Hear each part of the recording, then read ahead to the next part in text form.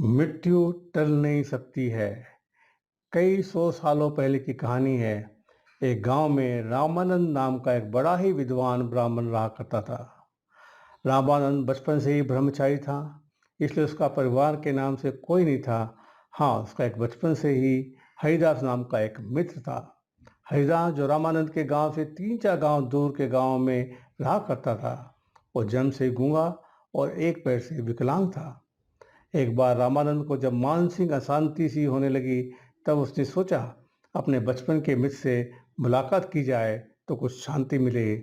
ऐसा सोचकर रामानंद हरिदास के गांव जाने के लिए निकल पड़ता है। हरिदास के गांव जाने के रास्ते में 3-4 गांव और कुछ जंगल भी आते थे। रामानंद जब जंगल से होते हुए गुजर रहा था, तब उसके साथ सफर में महाकाल नाम का एक आदमी जुड़ गया। महाकाल का साथ पाकर रामानंद को भी अच्छा लगा और बातों बातों में उनका सफर अच्छा कटने लगा।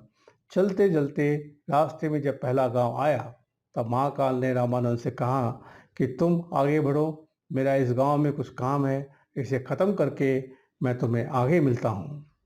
रामानंद ने अपना सफर धीरे धीरे जारी रखा।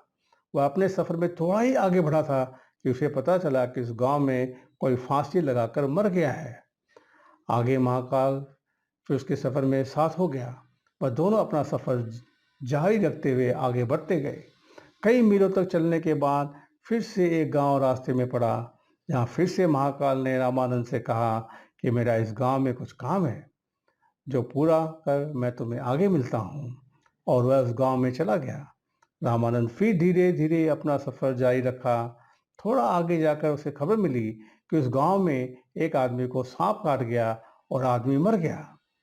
रामानंद सोच ही रहा था कि यह कैसा अजीब इत्तेफाक है कि जिस भी गांव में महाकाल जाता है, वहां कोई न कोई बुरी खबर आ जाती है। कि तभी महाकाल फिर से उसके साथ सफर में जुड़ गया। हालांकि रामानंद पूछना चाहता था, लेकिन वह महाकाल से हिचकिचाहट की वजह से कोई सवाल नहीं पूछ पाया।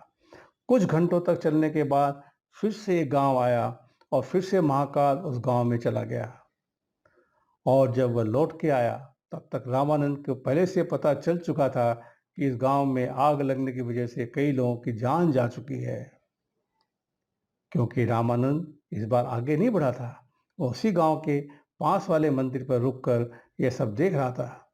जब महाकाल रामानंद के पास वापस आया, तो इस बार रामानंद से रहा नहीं गया।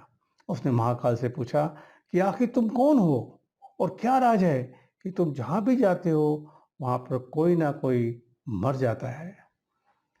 रामानंद के पूछने पर महाकाल ने उसे सच सच बता दिया कि वह असल में यमराज का एक दूत है, जिसका काम ही लोगों की जान निकालना है।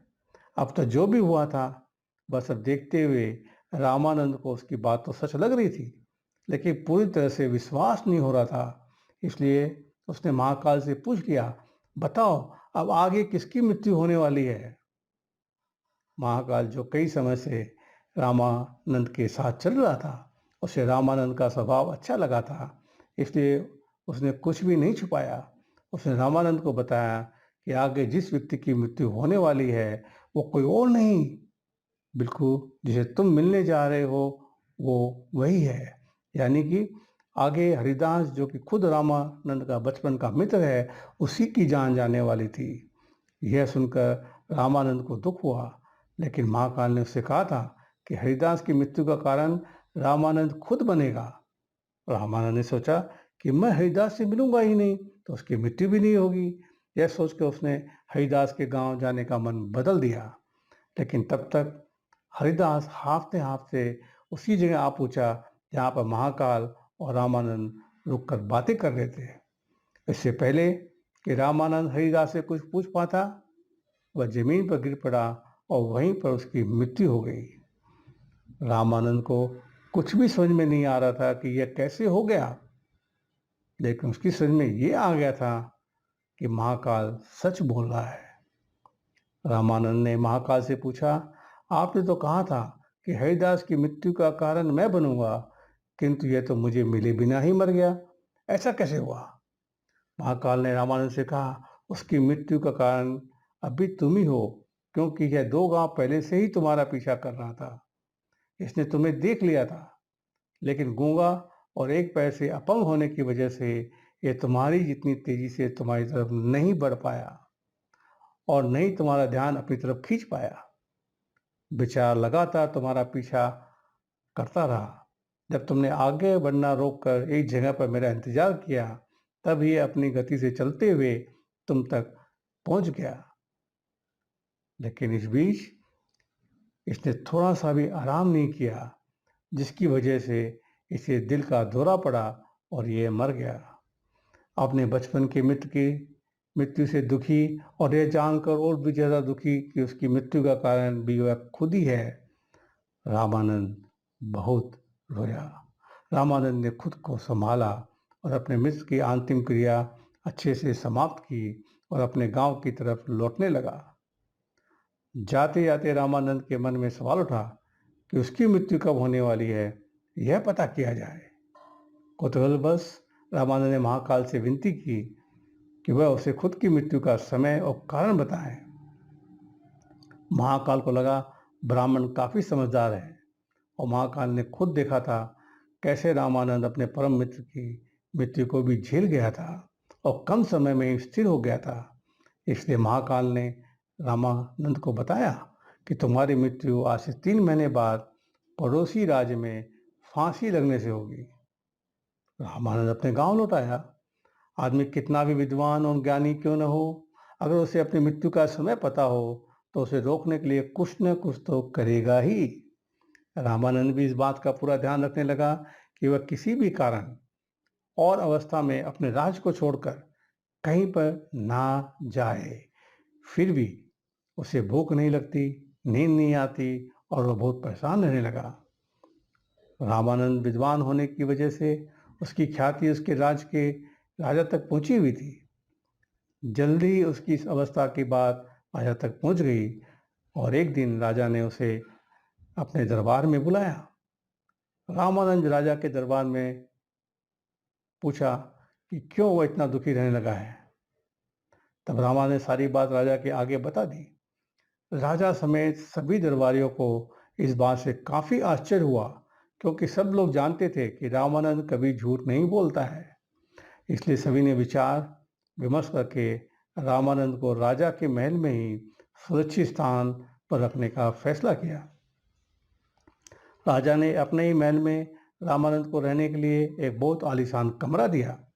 राजा चाहता था कि रामानंद उसके महल में कैदी की तरह महसूस ना करे, इसलिए सभी नौकरों को और सिपाहियों को आदेश दिया कि रामानंद को कहीं भी आने जाने से रोका न जाए। राजा के महल में रामानंद अब अपने आप को थोड़ा सा सुरक्षित महसूस करने लगा, लेकिन कभी भी वह रात को गहरी नींद नहीं सो पाता था। उसे बचपन में नींद में चलने की बीमारी थी और ये बीमारी तब ज़्यादा असर करती है जब आदमी चिंता में सोए या गहरी नींद ना ले। राजा के महल में रहकर उसकी बीमारी अब काफ़ी बढ़ गई, लेकिन इस बात का उसे पता नहीं था और उसे राजा के आदेश होने की वजह से कोई भी नौकर या सिपाही कहीं भी आने जाने से नहीं रोकता था। जल्दी ही वह दिन भी आ पहुंचा जब उसकी मृत्यु होने वाली थी। उस रात भी वो चिंता में सोया, नींद में उठकर चलने लगा। चलते चलते वह महल के अस्तबल में गया और एक घोड़े पर सवार हो गया। घोड़ा राजकुमार का था। राजकुमार अक्सर पड़ोस के राज्य की राजकुमारी को मिलने उसी घोड़े पर जाया करता था। जैसे ही रामानंद उस घोड़े पर सवार हुआ, घोड़े ने उसे राजकुमार समझ के दूसरे राज्य में जाने के लिए दौड़ लगा दी और कुछ ही समय में दूसरे राज्य के महल में जाकर रुका। रामानंद घोड़े से उतरकर उसे अपने राज्य के राजा का महल समझकर महल के अंदर घुस गया और वहां पर नींद में चलते चलते रानी के शयन कक्ष में जाकर सो गया। सुबह जब रानी उठी तो एक पराये पुरुष को अपने कक्ष में सोते हुए देखकर बहुत डर गई और तुरंत राजा को बुलाया। ये नजारा देख राजा को बहुत गुस्सा आया। राजा ने तुरंत दरबार बुलाया और वहां पर राजा रामानंद को हाजिर किया गया और उसे फांसी पर लटकाने की सजा सुनाई गई। रामानंद ने राजा से अपने निर्दोष होने की सफाई देते हुए कहा, महाराज, मुझे नहीं पता कि मैं कैसे आपके महल आ गया। आप ही सोचिए कि किसी की भी इतनी हिम्मत हो सकती है कि आपके राज्य में आकर आप ही की रानी के बगल में सो और उसके साथ घटी 3 महीने पहली घटना और महाकाल के बारे में सच्चाई बता दी। राजा को भी रामानंद की बात में कुछ तर्क नजर आया। उसे लगा और इसलिए राजा ने अपने पड़ोसी राज्य से रामानंद की कई बातों की पुष्टि करवाई। तब उसे पता चला कि वह पिछले कई दिनों से पड़ोसी राजा के राज में मेहमान की तरह रह रहा था। राजा ने फिर से दरबार बुलाया और अपनी दी गई सजा पर विचार विमर्श करने के लिए कहा। सभी चाहते थे कि रामानंद को सजा नहीं होनी चाहिए, लेकिन सब ये भी चाहते थे कि राजा की कही बात का मान भी रखा जाए।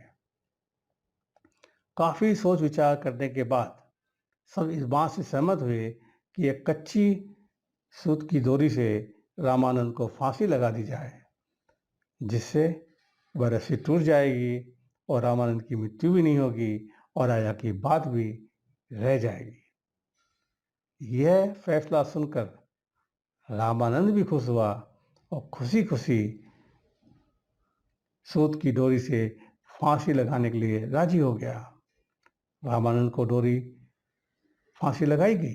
वह डोरी रामानंद का वजन नहीं संभाल पाई और टूट गई, लेकिन टूटने से पहले पतली होने के कारण डोरी से रामानंद के गले की एक नस कट गई और काफी खून बहने की वजह से रामानंद की वहीं पर मौत हो गई।